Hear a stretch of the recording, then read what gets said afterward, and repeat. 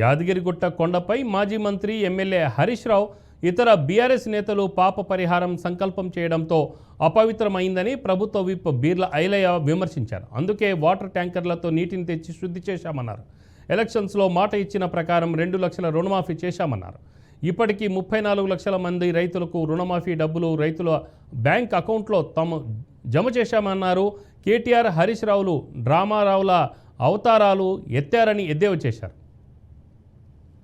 పూర్తిగా 2 లక్షల భారతదేశానికి స్వతంత్రం వచ్చిన రోజు 70వ స్వతంత్ర వేడుకల్లో తెలంగాణ రైతులను పూర్తిగా 2 లక్షల మందిని విముక్తి చేయాలనే సంకల్పంతో ఇచ్చిన మాట కట్టుబడి ఇలా తెలంగాణ రైతులకు విముక్తి చేస్తే జీర్ణించుకోలేని హరీష్ రావు రామారావు ఇద్దరు కూడా కూడబలుకొని ఇలా తెలంగాణ ప్రజలు మళ్ళొక్కసారి మోసం చేయడానికి ప్రగల్భాలు పలుకుతున్నారు.